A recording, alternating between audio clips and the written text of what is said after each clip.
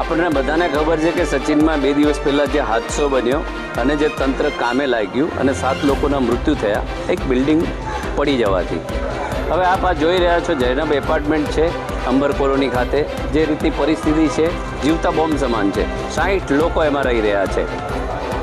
મહાનગરપાલિકાએ નોટિસ આપેલી તેમ છતાં પણ લોકો રહી રહ્યા છે. આ બિલ્ડિંગને જલ્દીમાં જલ્દી સીલ કરવામાં આવે અને જે પણ લોકો રહી રહ્યા છે તેવા લોકોને શેલ્ટરમાં જગ્યા આપવામાં આવે કે જ્યાં સુધી એમને એમના મકાન કે રૂમ ના મળે ત્યાં સુધી 5-15 મહિનો ત્યાં કને નિઃશુલ્ક એમને રાખવામાં આવે.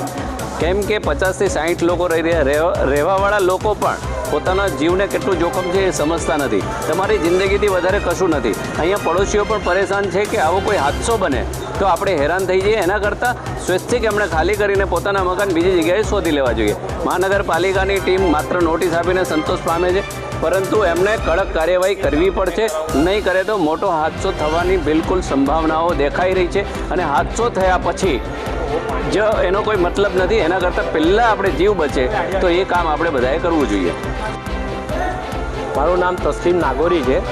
આ બિલ્ડિંગની છે ને સોસાયટીને અમે મળીને બધા છે ને કમ્પ્લેન કરી છે. આ બિલ્ડિંગ આખી જર્જરિત થઈ ગઈ છે. 35થી 40 વર્ષ થઈ ગયા છે ને એમાં બધા ભાડૂતો રહે છે. તો એ લોકોને ખાલી કરવાનું બી એસએમસી કીધું છે, પણ એ ખાલી નહીં કરતા. હવે એની અંદરથી છે ને બધા કોન્ક્રીટના મોટા મોટા ટુકડાઓ નીચે પડે છે. તો માણસો અહીંયા જાય છે, કરે છે, કોઈને બી કંઈ પણ નુકસાન થઈ શકે છે. ને એમાં જેવી રીતે કે સચિનમાં છે ને 2-3 દિવસ પહેલાં જે બિલ્ડિંગ ધારાશાયી થઈ છે 7થી 8 વર્ષ જૂની જ હતી. આ 35 વર્ષ છે ને એના બીમ કોલમ તમે જોશો આખા ફાટી ગયા છે.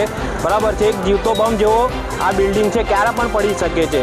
તો અમારી એ જ છે કે સોસાયટી બધી મળીને એ જ કહે છે કે આને અમે જેવી રીતે કે મારું ઘર છે, બાજુમાં 2-3 બિલ્ડિંગો છે, ક્યારે પણ આ પડી શકે છે. તો અમને નુકસાન થાય, આમાં જે માણસો રહે છે એ લોકોને નુકસાન થશે.